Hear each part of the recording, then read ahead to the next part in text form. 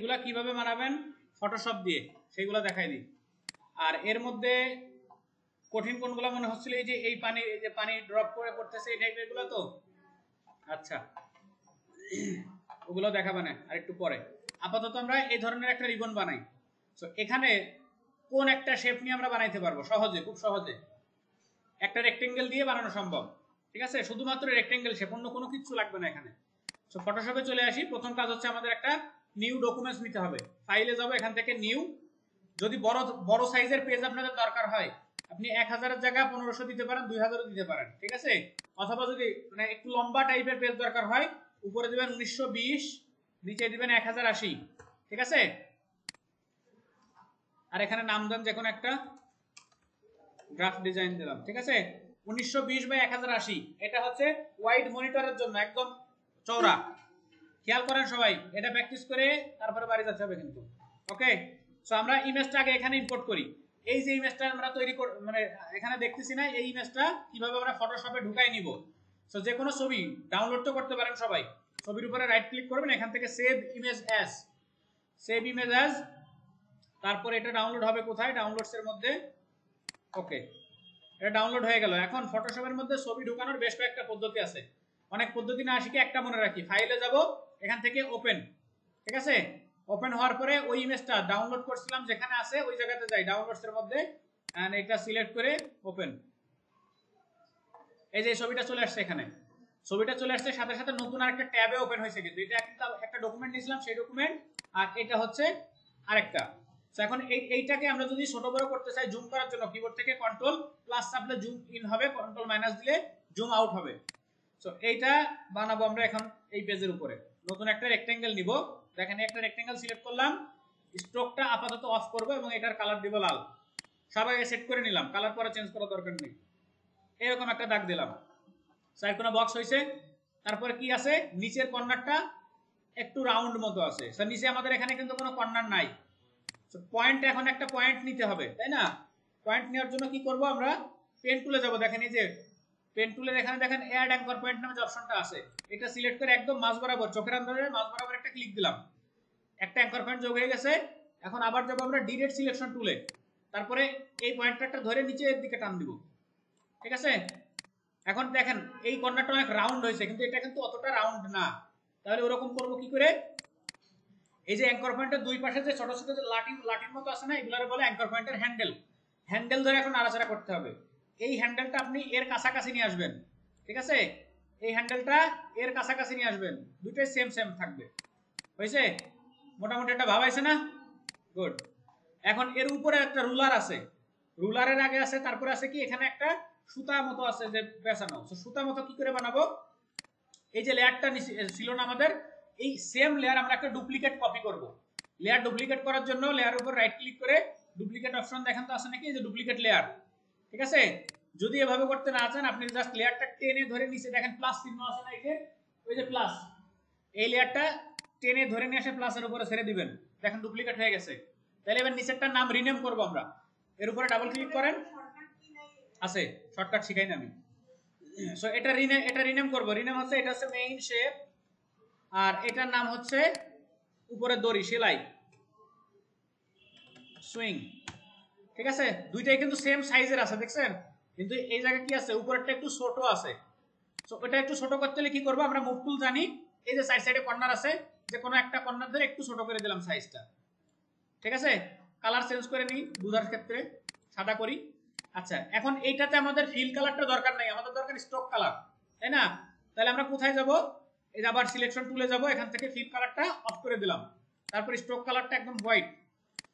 যদি স্ট্রোকটা মোটা মানে চিকন দেখা যায় বেশি, তাহলে আপনি মোটা করতে পারেন। এখানে দেখেন স্ট্রোক 3 পিক্সেল আছে, আপনি চাইলে 5 দিয়ে দেন, আপনি চাইলে এখানে 5 দিয়ে দেন। 5 তো দিলাম, কিন্তু এখানে লাইন আছে আর এখানে আছে ডট ডট। সেটা কিভাবে করব, স্ট্রোকের যে লেয়ার, এই লেয়ার সিলেক্ট করার পরে স্ট্রোকের যে সাইজের ডান পাশে দেখেন আরো কিছু অপশন আছে, এই যে এখানে ডট আছে, দেখছেন। সো এইটাকে যদি আপনি আরো কম বেশি করতে চান এই ডটটাকে, তাহলে আপনি মোর অপশনে যান, এখান থেকে ডটের ইয়াগুলো গ্যাপ অথবা ড্যাশ আপনি বাড়াইতে পারবেন। এখানে দেখেন আপনি ড্যাশ মানে হচ্ছে ওই যে আপনার লম্বা যে সুতাগুলা, ওগুলো আরো বড় হবে, আর গ্যাপ হচ্ছে একটা থেকে আরেকটা দূরত্ব কতটুকু হবে। আপনার পছন্দ মতো আপনি এখানে সিলেক্ট করে দেন। ওকে, হয়েছে এইটুকু। আচ্ছা, এরপরে দেখেন এখানে সুন্দর কালার আছে, 2-3 রকমের কালার আছে। এই 2-3 রকমের কালারকে বলা আছে গ্রেডিয়েন্ট কালার। আমরা এখানে ফিল কালার ব্যবহার করছি। কি ফিল কালার? শুধুমাত্র একটা লাল কালার ব্যবহার করছি। ফিল কালার দুই ধরনের বা যে কোনো দুই ধরনের দিতে পারেন, একটা গ্রেডিয়েন্ট আর একটা হচ্ছে সলিড। এটা সলিড। এখানে আমরা গ্রেডিয়েন্ট ব্যবহার করতে চাইলে এই যে এখানে যে সাদা কালো একটা আইকন আছে না, এইটাতে ক্লিক দেন, দেখেন অনেক ধরনের গ্রেডিয়েন্ট কালার আছে, দেখেন রঙিন রঙিন, দেখছেন? এর ভিতরে আরো আছে। আপনি এদিকে এক একটা করে ওপেন করেন, দেখেন বিভিন্ন রকমের কালার আছে। এগুলো আপাতত কাস্টমাইজ করার দরকার নাই, পরে আমরা একটু বড় হই তারপরে কাস্টমাইজ করা শিখবো। আপাতত যা আছে এগুলো নিয়েই খুশি থাকেন, ঠিক আছে? এই যে সুন্দর একটা কালার দিলাম, উপরে একটা সাদাই থাক। এখন এই যে উপরে যে রিবনটা দিয়েছে বা এটা যে লাঠি দিয়েছে যেটার সাথে ঝুলে রয়েছে, এটা বানানোর জন্য আবার একটা রেক্টেঙ্গেল নিব, পতাকার বাঁশ দিয়ে মতো দিয়ে দিব, ঠিক আছে? এটা স্টকটা অফ করে দিয়ে শুধুমাত্র ফিল কালার দিয়ে দিই, ব্ল্যাক, ঠিক আছে? অথবা কালার যদি আমি সেম এই কালার দিতে চাই তাতেও কোনো সমস্যা নেই, অথবা এই কালার দিতে চাই, যে কোনো একটা দিলেই হলো। এবার দুই মাথায় দুইটা গোল গোল রাউন্ড দিয়ে দেন, এই যে এলিপস দিয়ে দেন, এই পাশে একটা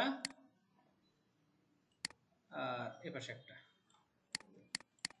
হয়েছে না? মোটামুটি একটা ভাব হয়েছে না? এবার আপনি টেক্সটে যান, এখানে লিখে দেন নোটিশ। নোটিশ,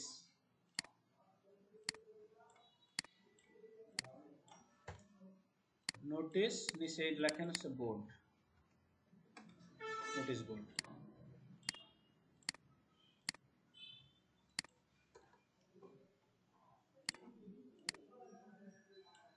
নোটিশ বোর্ডের লেখার কালারটা সাদা করব। এই যে যে লেয়ার, এই লেয়ার সিলেক্ট করে আমরা যাব হচ্ছে এই যে এ চিহ্ন যেখানে আছে এটাতে, অথবা এই যে এখানে শো আছে এই যে কালার, ঠিক আছে? এই যে সাদা করে দেব সহজে। এখানে নোটিশ বোর্ড না লিখে আপনারা ইয়ে লিখতে পারেন, আরেকটা জিনিস আমি এটা লিখি তাহলে, ELE batch 1, batch 1, e learning and earning batch 1, ঠিক আছে? তারপরে নিচে লিখে দেন হচ্ছে মাডুরা, মাডুরা, মাডুরা। সবগুলো টেনে টেনে নিয়ে এসে সাজান। এগুলো নাড়াচাড়া করার জন্য কিন্তু মুভ টুল, ঠিক আছে? এই লেয়ার সিলেক্ট করবেন, যেটা নাড়াচাড়া করতে চান সেই লেয়ারটা সিলেক্ট করবেন, এরকম ভাবে সুন্দর করে লিখে দিবেন। ওকে, আমরা একটা ছবি বানাই ফেললাম। এখন এই ছবিটা কিভাবে এই ছবির মতো সেভ করব? এখানেও একটা ছবি, মানে আমাদের এই যে যেটা ডাউনলোড করছিলাম এটা একটা পিকচার, এরকম একটা পিকচার কিভাবে সেভ করব আমরা? সো প্রথমত ফাইলটা সেভ করতে হবে, তারপরে ছবি। স্যার ব্যাকগ্রাউন্ডে একটা কালার দিয়ে দিই। এখানে যে ব্যাকগ্রাউন্ডটা সাদা আছে, ব্যাকগ্রাউন্ড আমরা এই যে এখানে দেখেন এই যে চাঁদ আর সূর্য, সাদা কালো একটা অপশন আছে না, অ্যাডজাস্টমেন্ট, এটাতে ক্লিক করেন। উপর নিচে দেখেন এখানে সলিড অথবা গ্রেডিয়েন্টের অপশন আছে, এখান থেকে গ্রেডিয়েন্ট একটা কালার দিয়ে দিই, যে কোনো একটা। আচ্ছা, আমি ব্লুর ভিতর থেকে এই টাইপের একটা ব্লু দিয়ে দিই, আর এই মালটা চেঞ্জ করে দিই, এটা তো ভালো লাগতেছে না।